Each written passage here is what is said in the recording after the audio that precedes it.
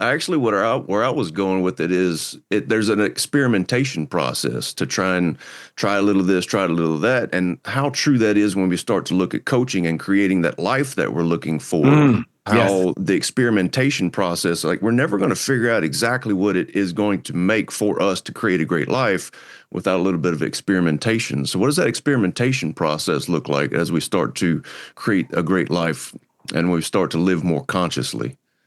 Well, it depends. It depends on how you frame it. Words create worlds. I never ask somebody at the beginning of a coaching session, what do you want to work on today? People will put orders of magnitude more energy into playing with something than they will into working on something. Mm, The research on play is unbelievable.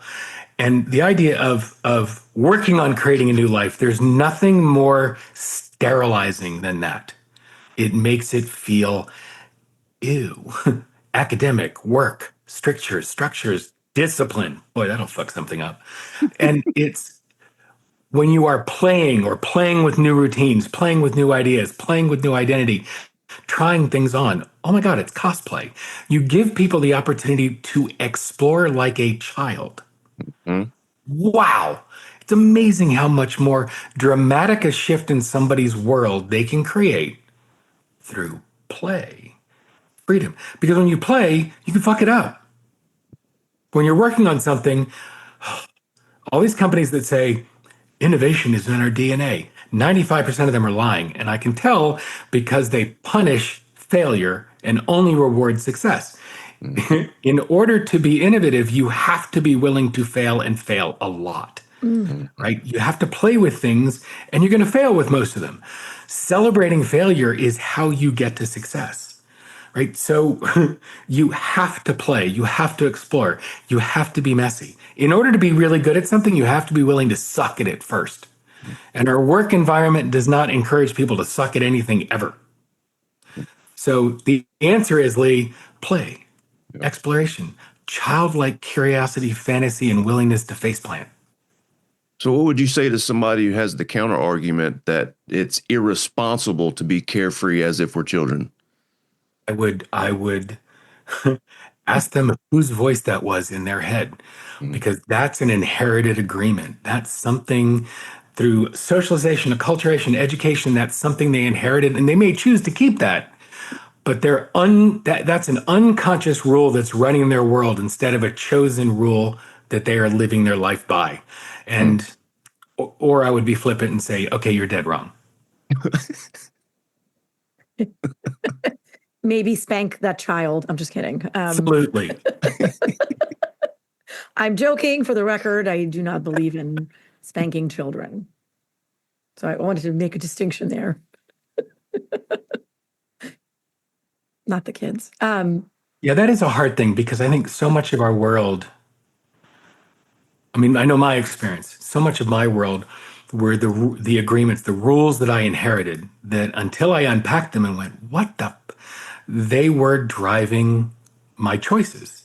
Mhm. And left to our own devices, we're going to go for those unconscious things that are already programmed in. Our base code will run all day long Mm. until we decide to rewrite it. And it makes sense evolutionarily, but it doesn't make sense in terms of creating a life that you love. Mhm. And there's so much pre-programming and default factory settings that we've been practicing for years and years and years.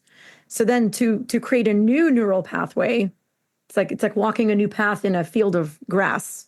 You have to walk it many, many times for it to start appearing as a default path.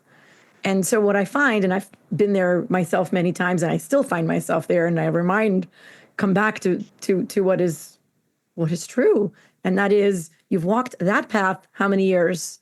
You've been conditioned for that path for how long? So trying it 2, 3 times and it feeling clunky or unnatural or weird, that's cool. That's included.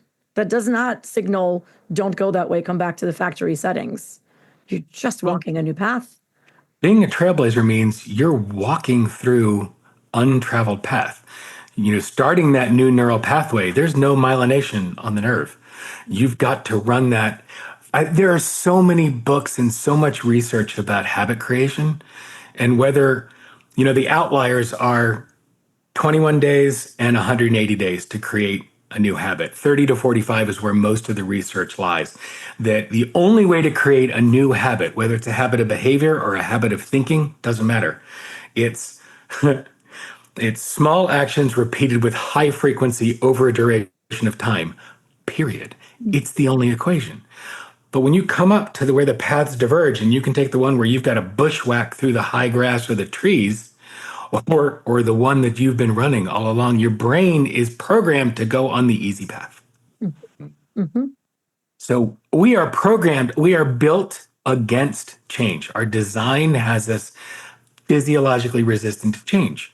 So we have to consciously take the road less traveled until it's the road more traveled. And that goes back to, Alina, what we were saying before about being conscious about our choices.